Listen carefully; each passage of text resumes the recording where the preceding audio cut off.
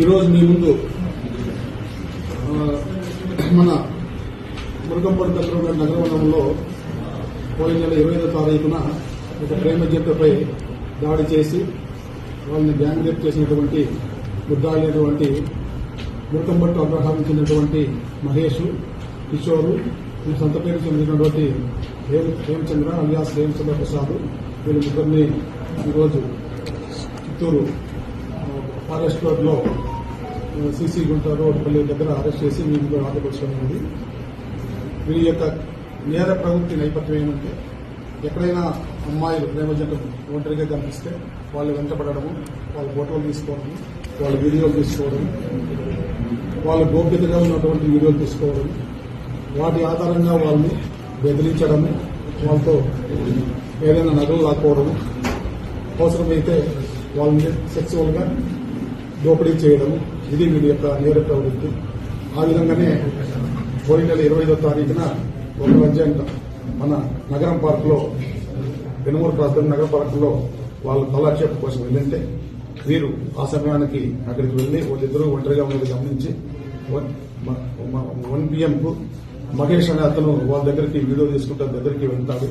వాళ్ళ ఎంత కిషోరు, హేమచంద్ర ప్రసాద్ వెళ్తారు.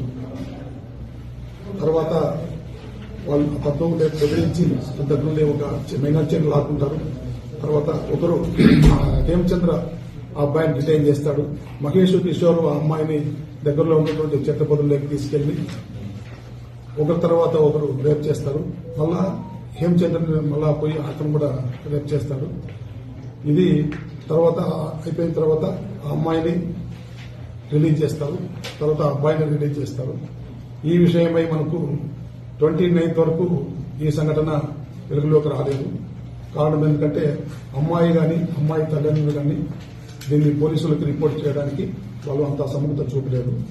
ఫైనల్ గా అబ్బాయి వీళ్ళని ఏ విధంగా కూడా పట్టుకోవాలనే ఉద్దేశంతో ఆయన మిత్రులు, వారి బంధువులు సంవత్సరంలో 29వ తారీఖున నగరం పార్క్ దగ్గర కాపు కాసి వీళ్ళు వస్తారని వాళ్ళకి సమాచారం, లేకపోతే ఇలాంటి హాస్పిటల్ మళ్ళా పార్క్ దగ్గరికి వస్తారని వేచి ఉన్నారు. అప్పుడు వాళ్ళు ముగ్గురు వచ్చారు. వీళ్ళ ముగ్గురిని గుర్తుపడితే అబ్బాయి అక్కడ ఉన్నటువంటి ఈ మన గౌతమ్ అబ్బాయి యొక్క బంధువులైనటువంటి కొద్దిమంది, తర్వాత అక్కడ పబ్లిక్ దాడి చేసి వాళ్ళని పట్టినారు. వాళ్ళు పరారైపోయినారు. తర్వాత మనం కేసు నమోదు చేసి ఈ రోజు దర్యాప్తులో భాగంగా అన్ని సాక్ష్యాలు సేకరించి ఈరోజు వాళ్ళని అరెస్ట్ చేసి కోర్టు ముందు హాజరుపెట్టింది. ఈ సందర్భంగా నేను తెలియజేసేది ఏమంటే, ఎస్పెషల్లీ తల్లిదండ్రులు మన పిల్లలు ఏం చేస్తున్నారు, ఏ సమయానికి వస్తున్నారు గమనించి ఒంటరిగా ఎట్టి పరిస్థితుల్లోనూ యువకులు మారుమూల ప్రదేశాలకు పోకుండా తల్లిదండ్రులు చూసుకోవాలా. అదేవిధంగా విద్యాసంస్థలు, సమాజం కూడా ఇలాంటివి ఖండిస్తూ అప్పుడప్పుడు పోలీసులకి తెలియజేయాల్సిన అవసరం ఉంది.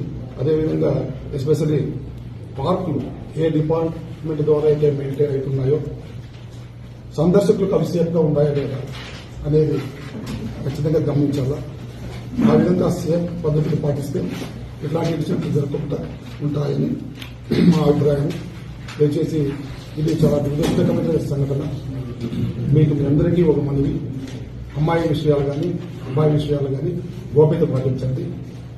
సమాజాన్ని ఇలాంటి విషయాల్లో జరుపుకుంటుండడానికి అవగాహన కల్పించండి కోరుతూ ముగిస్తుంది.